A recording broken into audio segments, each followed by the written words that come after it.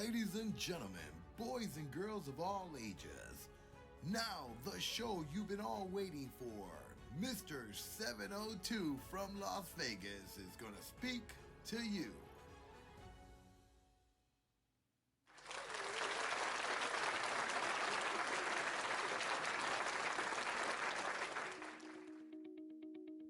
Well, thank you very much. And of course, we're back here with talking with Mr. 702 from Las Vegas. And I mean, today's topic is going to be something you're looking at every single newscast right now. The relationship between Johnny Depp and his ex-wife, Amber Heard. And these are two actors that supposedly were in love. And today's topic is going to be love. Because, wow. Love has stretched to a way that we can't even understand or comprehend what love is supposed to mean anymore. This story right here is incredible. The things that are coming out of the courthouse, because as you know, Johnny is suing Amber because of defamation of character. And, she cost him a lot. She cost him an opportunity to be again in the Caribbean's Pirates of the Caribbean 6. Disney canceled him because of this accusation that's going on with Amber and Johnny Depp. So this continues in court. They're going on 14 days already. It's amazing the things that are coming out. But today she was on the stand. Her team was, analyzing her situation and letting her be able to clarify and be able to explain to the jury of who she was and what she represented and how she was a victim in all this. And as you all heard, there's a whole bunch of she said, he said, and right now these professionals are not looking too good on either side. So there's a lot of things going on in this case, but it is a hard case because it's incredible the way they make it out to be like everything starts with love, and all of a sudden in such short time love goes out the window and destruction, hate, and really just spousal abuse begins. Really, really shaky story, a nasty story. I mean, you're going to hear things here that are very like, wow. We're going to try to keep it PG for all of you, so I won't let the bad words come out, because there is a lot of bad words coming out of these transcripts when these lawyers are reading them, and so are these professionals. But I want to go to the first interview. Okay, I want you guys to listen in. We're going to play that audio of her on the stand and listen to what she has to say of how it all began and how she became a victim when Johnny decided to beat her up one day. Let's listen in. Go ahead and play the recording. He slapped me again. Like, I wasn't clear. It wasn't a joke anymore. And I stopped laughing, but I didn't know what else to do.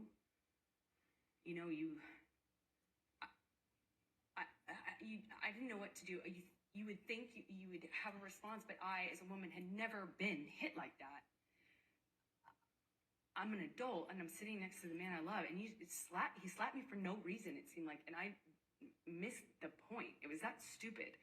Second slap, I know he's not kidding, but I don't know what else to say or do, so I just stared at him. I didn't say anything. I didn't react. I didn't move or freak out or defend myself or say, "What are you doing? You're crazy." I just stared at him because I didn't know what else to do. And he slaps me one more time. Hard. I lose my balance. At this point, we're sitting next to each other on the edge of the couch, or I was on the edge of the couch. And I'm all of a sudden realizing that the worst thing has just happened to me that could possibly happen to you. I realized that I wish so much he had said he was joking, because it didn't hurt. It didn't physically hurt me.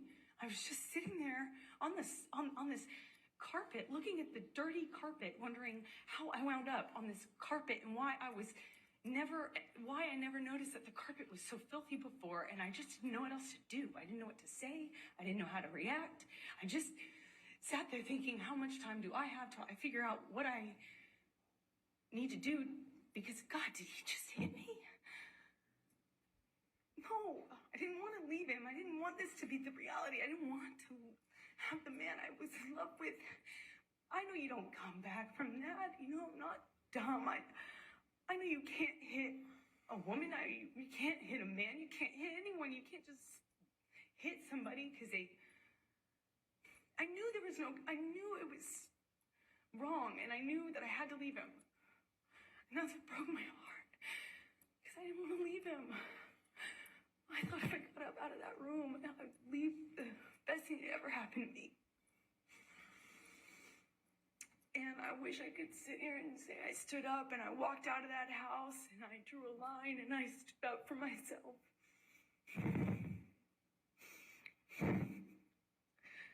I was just looking at the dirty carpet, trying to will myself to get up, to walk out of the door, because I knew I needed to. And I really slowly, I stood up, and I remember looking at him in the eye and just looking at him, frankly, because I didn't know what else to do. And before I know it, he starts crying. And, you know, like, I had never seen an adult man cry. I didn't even really see my dad cry at my grandma's funeral. You know, it's weird. And he's crying. Tears, just falling out of his eyes. He gets down on his knees and he grabs my hands and he's touching my hands and he's saying to me, I will never do that again. I'm so sorry, baby. I put the fucker away. I thought I killed it and it's done. I thought I put the monster away, and I've done it before. It's done. But on his knees. And I didn't have words. I didn't know what to say. I just remember thinking that it was just, he was crying. He seemed so sorry, but I knew I couldn't just forgive him because right? That means it will happen again, no? You know, like I've seen the health class videos, like everyone else. And I got up in my car. I walked to the car. I didn't say anything. I made a point to not say, oh, it's okay, or anything like that. I just didn't say anything. I got up. I went to the car. I sat in my car, and I felt like I sat there forever. I didn't want to turn the key. I just leaned my head up against the window, and I remember just seeing my breath on the windshield, you know, on the glass of the window of the door, just seeing my breath and trying to will myself to have the strength to know what I should do in this moment, because I was heartbroken.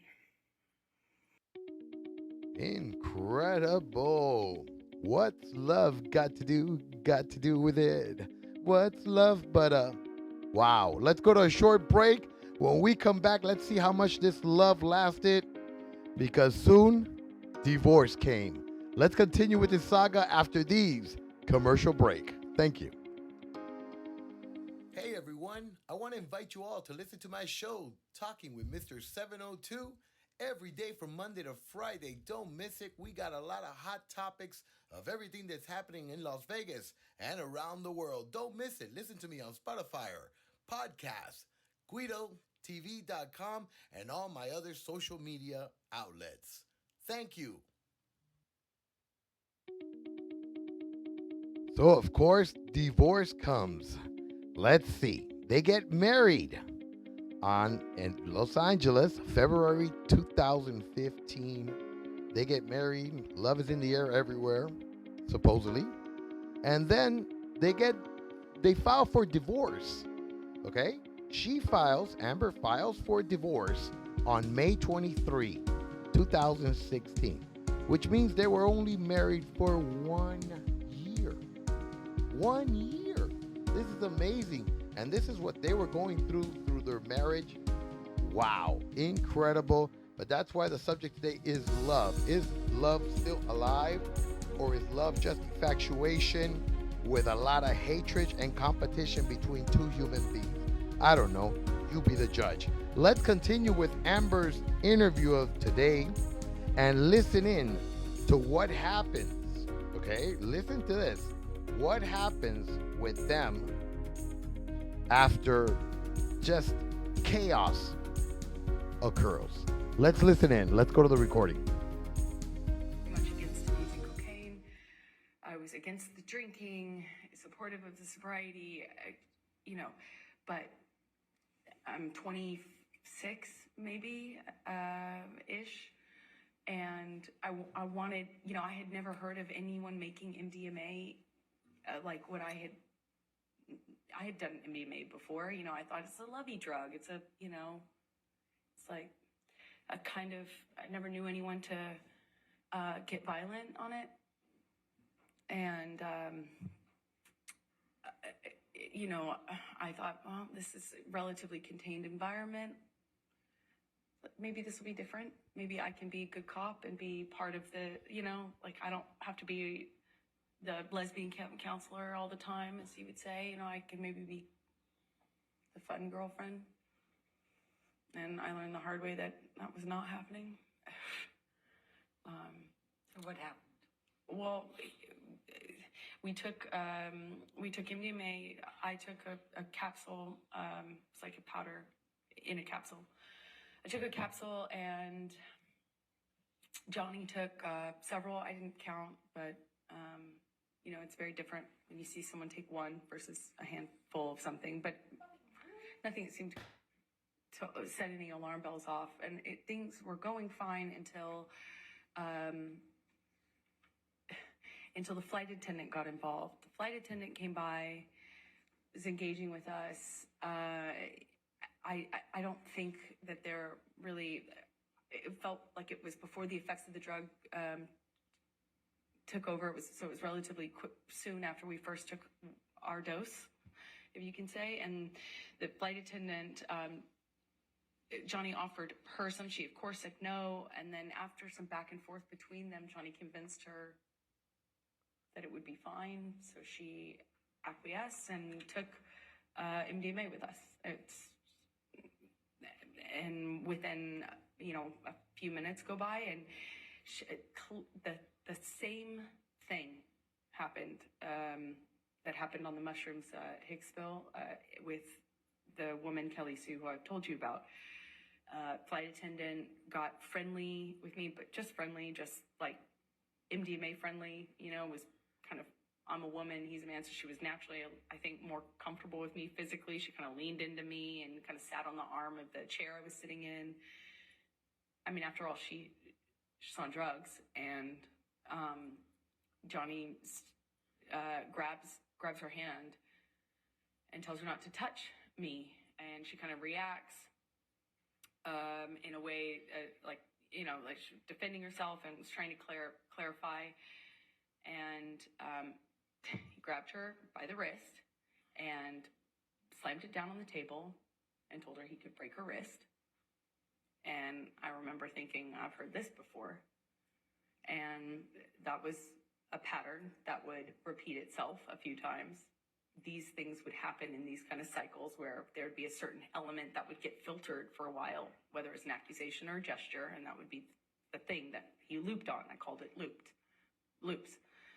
And he grabs her wrist and he tells her he could break her wrist. She cries instantly, denies it, is so apologetic. Eventually he lets go. She goes to the front of the plane where the flight attendant, normally hangs out, and the doors close, and I don't see her much of that whole flight. We land in Russia, and I don't really remember, I don't recall any violence on the plane between Johnny and I, but I remember feeling this tension because I was wondering when it was gonna aim at me, because he had this particular thing about, at the time I understood he had a particular thing, a sensitivity about me and women, because I had a female partner. So I was feeling nervous, anxious, and I remember we had a very quiet ride. At least I didn't say anything to the hotel. And almost as soon as we get into the hotel room, Johnny's accusing me of effectively having engaged that, caused that. I, of course, deny it, point out what I thought was obvious, that, like we'd given her drugs, wasn't an affair, and I'm trying to argue and defend myself at the same time. And at one point, Johnny just shoves me, shoves me hard. And I fall back onto this glass table. I catch myself on the table. I don't know how some furniture got knocked around. There was I'm trying to stand up for myself. I'm trying to stand up, literally. I'm not, at this point, I don't even try to hit back or try to run. I'm in this hotel room trying to do my best to fight mostly the verbal accusations, but also I try to stay on my feet, At some point, Johnny whacks me in the face, and I don't remember feeling pain or awareness of my nose or anything. I don't remember thinking that. I remember kind of crying and feeling. I went into the bathroom and I wanted him to have I just remember wanting him to realize what had happened. I wanted him to kind of snap out of it. I wanted him to care. I wanted him to realize what was going on, because a big part of this, I felt like he wasn't aware. There was this sense that he didn't know what was going on. Wow, what can you tell me about that? That's pretty incredible, isn't it? My question is, how does a stewardess get high and drugged out on an aircraft? Doesn't she have a very important job, like to know where the emergency exits are? That's a question you should ask. Let's go to a commercial break, and when we come back, I'll give you my final thoughts about this case. Don't move. We'll be right back. Hey, everyone. I want to invite you to listen in to my podcast every day from Monday through Friday. We got hot topics that we're going to be discussing and talking about from here in Las Vegas and around the world. You don't want to miss this podcast, because it's going to be burning hot with these topics. Don't miss it. From Monday to Friday, talking to Mr. 702.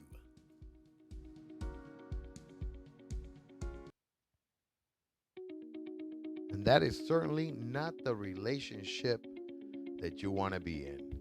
It's incredible. You know who I feel sorry for? Are the poor people in that jury box from Virginia. I mean, that's a nice little quiet place, and they're going through all this chaos right now of listening to these two people talk about, and I'm keeping it here PG. I mean, they're talking about cavity checks with a bottle. I mean, these are really disgusting thing these two individuals were into. And wow, Hollywood is just, they're supposed to be the role models for these kids that look up to them with these movies that they do. And yet, this is what comes to light. They're superheroes, they're actors, the people they look up to in the movie industry, and this is what turns up. It's a sad day, and this is a sad case, and it's just really, really disgusting of what's going on. But, wow, today's subject was love. Is there love or not? Apparently for these two, not. So let's end it here today, because we have a lot to talk about, because this is just getting hotter and hotter. Tomorrow, the opposing team, Johnny Depp's crew, they're going to ask questions, and this is just going to get uglier and uglier. And let's see what happens. Till tomorrow, everyone. Love you all from Las Vegas. Mr. 702 out.